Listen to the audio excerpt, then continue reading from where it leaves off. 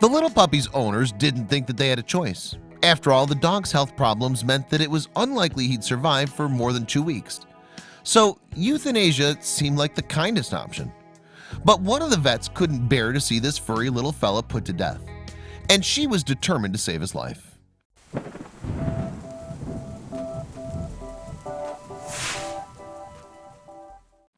This heartwarming story came to the world's attention on July 21, 2016, after veterinary technician and social media user Kaffekalle uploaded these pictures to Imgur. Kaffekalle, known in everyday life as Chelsea Whitney, wrote that the story began when a big birthday surprise was delivered to her clinic. You see, Whitney works at the VCA Veterinary Care Animal Hospital and Referral Center in Albuquerque, New Mexico. On my 30th birthday, a chocolate lab had a C-section at my veterinary clinic and had 9 puppies, Whitney wrote. One of those puppies had a cleft palate, and the owners opted to euthanize the puppy. A cleft palate is a congenital condition that's not surprising to encounter in purebreds like Labradors, as it has an occurrence rate of approximately 25%. Unfortunately, though, the cavity between the nose and mouth can cause a multitude of breathing problems, including coughing and sneezing. It can also result in eating difficulties and pneumonia. So without surgery and then around-the-clock care, the chances of this baby dog's survival were poor. After all, a cleft palate can often lead to difficulty nursing and a lowered immune system, potentially making this otherwise weak pup even weaker. It's a blessing to be able to provide humane euthanasia to puppies with a cleft palate, Whitney wrote on Imgur. Depending on the severity of the cleft and if it affects the hard or soft palate, puppies usually do not thrive. Whitney added, the space in the roof of their mouth does not allow them to suckle properly, and they eventually die of starvation. But the vets where Whitney works were armed with this knowledge, and it seems that they were determined to intervene. Whitney wrote, knowing the sucker I was, another vet tech got the family to sign the puppy over and got me to foster him. Firstly, Whitney was able to satisfy the little pup's suckling instincts by giving him a binky comforter. Then, as his new mommy saw a fighter in him, Whitney gave the dog an appropriate name. She called him Bronson, inspired by the movie in which Tom Hardy plays one of Britain's toughest prisoners, Charles Bronson. Whitney also became an attentive mother to the little chocolate bean, bringing Bronson with her to the clinic in order to maintain his feeding schedule.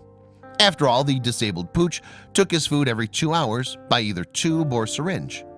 And as Bronson grew, he ditched the binky in exchange for suckling on Whitney's fingers.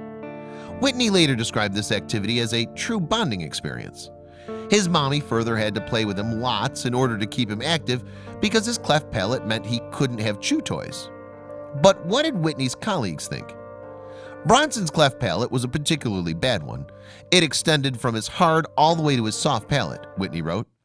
The surgeon I worked with was a little skeptical about my taking this type of genetic defect on, but also wanted to see how Bronson would do. The surgeon also kept tabs on Bronson's cleft palate to decide when was the best time for surgery. Still, the little Labrador got up to all kinds of mischief. In fact, Whitney was no match for the quick puppy, as he loved to put whatever he could in his mouth. Mind you, this obsession might have had something to do with him moving from his milk feeds to blended food. As he grew, it became a trial and error session of coming up with the perfect concoction of canned food that would go through the red tube easily, Whitney wrote. What's more, as Bronson's cleft palate became larger with age, it became more of a problem keeping things out of the inquisitive dog's mouth. I always had my hands in his mouth pulling everything out. I was super careful, but he was quick, Whitney wrote. In fact, Bronson had to be sedated 3 times to remove objects stuck in his cleft, and Whitney was now preparing to switch him to solid foods. Needless to say then, Bronson's mommy was getting anxious for his corrective surgery. Even still, the surgeon didn't think that the puppy was ready. In the end, Bronson's surgery date came when he was nearly a year old. This was almost an end to him being sheltered.